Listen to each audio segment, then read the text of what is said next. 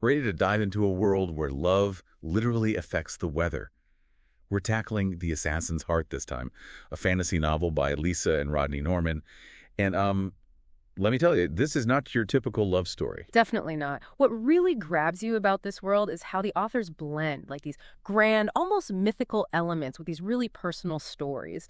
We're talking characters dealing with love, loss, destiny, all against a backdrop of magic, curses, and these intense 7-year winters. 7 years of winter. Okay, that is a long winter. So tell me more about those returns the book keeps mentioning. It's not every day you find a world where death isn't always, the end. Right. It's a fascinating concept. These people die, but then for some reason they come back, sometimes after decades, even centuries. They come back with these gaps in their memories, trying to make sense of a world that's moved on without them. The book focuses on 3 main regions: Northreach, Sigrid, and Gunnar, each shaped by, their own relationship with these returns. Makes you wonder how it affects their sense of self, Yeah. to wake up in a world that's both familiar and totally strange. Especially, like you said, they don't even get all their memories back. Exactly. And one of the most interesting returns we see is Cordelia. Her story, even though it happened way back in the past, it's like the origin story for how the weather works in this world. So she's the one whose love, literally causes storms. Tell me more about that connection. It's such a unique idea. It really is. Cordelia's emotions, especially her love and grief, are so strong they become like forces of nature. When she's happy, the world is calm, but when she's heartbroken, well, imagine huge, powerful storms. It's like her inner turmoil becomes real. Wow, talk about wearing your heart on your sleeve. That's Yeah. next level emotional energy. And this directly impacts the world the main characters live in all these years later. Absolutely. This backstory kind of sets the mood for the whole novel. It hints at how powerful emotions are, especially love and loss. And it suggests that choices, they have this ripple effect across generations. It's like the butterfly effect, but with feelings, right? Okay, let's talk about our main character, Caleb. He's an assassin who comes back to life after 80 years, right? That's a long time. What's his deal? Caleb's return, it's not exactly a warm welcome. He wakes up in this world that's totally different, and he's dealing with confusion and this deep feeling of being lost, Imagine being ripped from your life and then thrown back in decades later without knowing what happened. It's like waking up from this super vivid dream, but it was your actual life. He must be completely overwhelmed trying to put all the pieces of his past together. He is. And what makes his story even more interesting is this determination he has to find out the truth about his wife, Gabriella. She's a mystery he's got to solve. So there's a love story woven into all this mystery. I'm into it. What about those black blade and daggers he has? This seems pretty important. You picked up on that. Good eye. Made from black rock, which is this super rare and indestructible material, these daggers are, they're more than just weapons. They represent both sides of Caleb, the skilled assassin he used to be and the man he's trying to become now. That's a powerful image. Those daggers, always sharp, representing this past he can't get away from. He's carrying the weight of his past, literally. Exactly. And as we get further into the story, you'll see how those daggers cause problems, even tension, between Caleb and the people he's closest to. Okay, this is where things get interesting. While Caleb is figuring out his past, there's this mysterious figure, the Masked King, who shows up in Brome. He's like a vigilante, fighting for justice in a city full of crime. What's the story there? The Masked King is really interesting because he represents order in all this chaos. The people love him. They see him as a symbol of hope, but they have no clue who he really is. And that mystery, that secret identity, it's really powerful. The authors use it to explore different sides of ourselves, the masks we all wear. Makes you think about the choices we make, how we present ourselves to the world. Yeah, it's like that classic thing, the hero with a secret identity, right? But there's always that tension, that fear of what happens when the mask comes off. But before we get there, let's talk about Grace. She's a healer, a botanist, right? And she's got this connection to the bluebells we mentioned earlier. That's right. Grace runs this shop in Brome where she uses herbs and flowers to heal people, comfort those who are grieving. But she carries this deep sadness, this family curse that's been around for generations. That's got to be tough, carrying that weight of sorrow. Yeah. So tell me about this curse and the whole thing with the bluebells. They seem like more than just pretty flowers in this world. You're right. They definitely have a deeper meaning. In The Assassin's Heart, bluebells symbolize time passing, how fragile life is. They're like this visual reminder that life is cyclical, how joy and sorrow are all connected, kind of like Cordelia's story. It's like the bluebells are this link to Cordelia, Yeah. a reminder of her legacy. They represent both beauty and loss, just like Grace's journey. Exactly. And this whole connection between them, Grace and Cordelia, through the bluebells, it's not random. It points to this bigger idea of interconnectedness. Our lives, kind of like the characters in this book, are all woven together through the choices we make and what happens because of those choices. Gives me chills. Okay, and then our two main characters, Caleb and Grace, they meet in Brome. This can't be a coincidence, right? Definitely not. Their meeting is this huge turning point in the story. It's like the past and present colliding, two people dealing with loss, looking for connection. And through this meeting, they start to uncover this shared history, all these secrets that connect their families in ways they never expected. So we've got a love story, a mystery, and a good dose of magic. I'm hooked. But there have got to be challenges ahead for these two, right? Like any good love story. Oh, absolutely. Their relationship faces a lot of obstacles. There's the weight of Caleb's hidden identity, the threat of his past as an assassin, always looming. It creates this constant tension because he knows who he really is could ruin the trust they're building. The classic case of the past coming back to haunt you. It's like even when we try to outrun our pasts, they always seem to catch up. It's like a universal theme, don't you think? Totally. And the authors of The Assassin's Heart really nail that theme. It's like they're reminding us that our pasts shape who we are, but they don't define us. Our choices, our actions, that's what truly defines us. Speaking of choices, there's this key moment where Grace, she finds these bouquets of bluebells on a grave in this place called the Stone Garden. The Stone Garden. What is that place? Sounds kind of creepy. It's this place full of, like, memory, loss. It's a very visual representation of how heavy the past can be. It's where secrets are buried, literally and figuratively. And it's there that Grace stumbles upon something that changes everything. Okay, now I need to know. What did she find? She finds out those bluebells, those symbols of love and loss, they were put there by Caleb. But here's the thing. They weren't for his mother like Grace thought. Wait, so Caleb's been keeping secrets, visiting this grave for reasons he hasn't told Grace about. Oh, That's not good. It's a big deal. It makes Grace question everything about their relationship.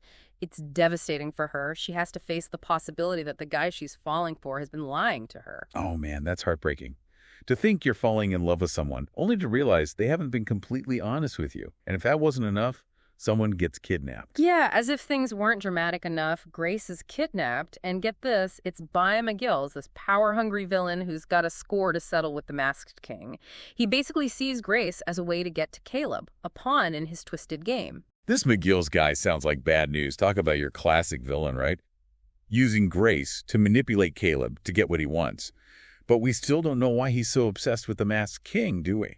That's part of the mystery that unravels as the story goes on, but it's clear that McGill's is a threat to Caleb finding any kind of peace, especially to his relationship with Grace.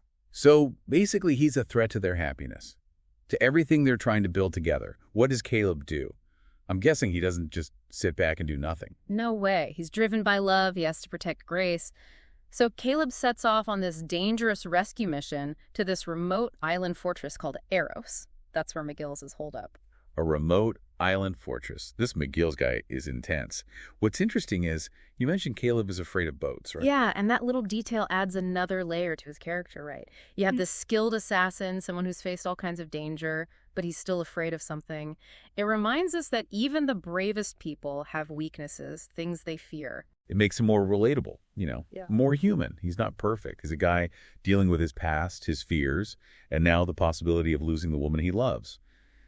But he's not alone in all of this, is he? No, you're right. Caleb's got his loyal followers, the Little Feathers. They're this group of kids he's taken in, trained in how to fight, how to survive. The Little Feathers, I'm picturing like this scrappy little team of vigilantes loyal to their mentor.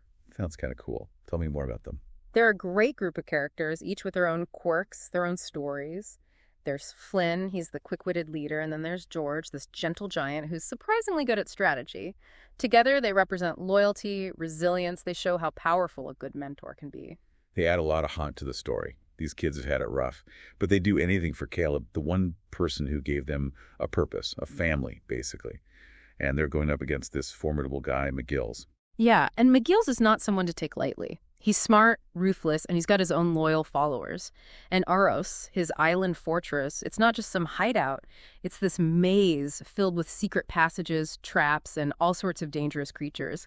It's a physical challenge, a representation of what Caleb and his friends are up against. It sounds like they're walking into a trap.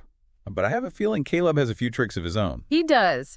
But what neither he nor McGill's could have predicted is that Dawn Poppy shows up. Dawn Poppy, we keep hearing about her. Who is she? What's her deal? Dawn Poppy's like a force of nature herself. Wise, a skilled warrior, a keeper of this ancient knowledge. She's like this wild card that can change everything. Wow, she sounds intriguing. What brings her into this? Why does she care about what's happening?